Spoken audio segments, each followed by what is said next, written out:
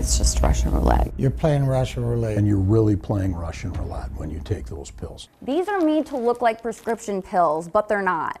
These, for example, mimic oxycodone pills. And even taking just half of one of these pills could kill you. It was horrible, a horrible feeling. I'll never forget her scream. 22-year-old Mateo Omaragic was a successful YouTuber with over 100,000 subscribers. But everything changed on January 23rd, 2023. That's when the Coventry Township man took what he thought was half a Xanax bar. I brought him some soup, and I just remember him saying, "Thank you, Mom, I love you," and then turning his head. And then the next day when I walked into his room, I didn't see him like I normally do. And then when I looked over, I seen that he was slumped over. And I immediately ran over and, tried to get him up and started screaming for Mia. Mateo's mother, Maggie Nincevic Omaragic, and his sister, Mia Omaragic, later learned he bought the pill on the street. When his autopsy came back, the only drug in his system was protonitazine. The drug is also known as a Frankenstein opioid on the street.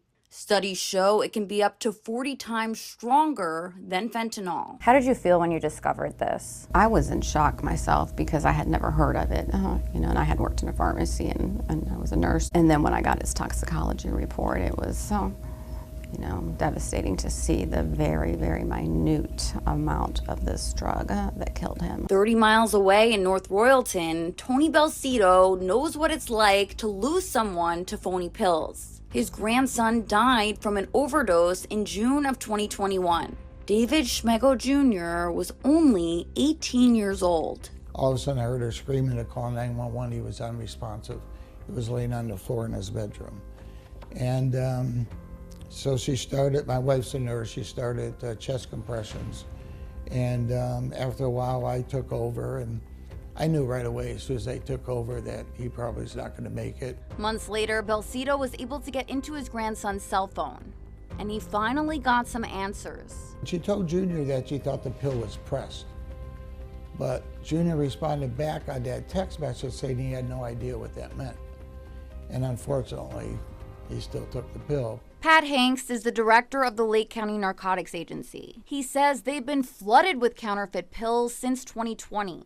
It's actually unusual to see just fentanyl. I would say virtually everything we're coming across is fentanyl and then a combination of some other compounds. Director Hanks tells me most of these have Frankenstein opioids in it, things like nitazines and xylazines, and they're much stronger and much more dangerous than the real thing. The Lake County Narcotics Agency saw a more than 104% increase in phony pills from 2020 to 2023.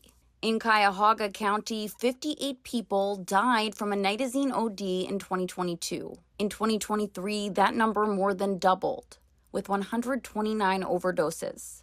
It's a hard pill to swallow for families like the Omaragics. And if what Mateo had bought was actually a Xanax, if he actually took half a Xanax, we wouldn't be having this conversation. Yeah. I mean, it wasn't intentional. He had no idea what was in that pill. You think people who take the pills are like swallowing mouthfuls, and that wasn't the case. Like, it could be the smallest thing. Up next, I'll explain what the DEA is doing to crack down on these fake pills. And we'll look at what local law enforcement agencies are doing to try to prevent overdose deaths. Kelly Kennedy, 19 News.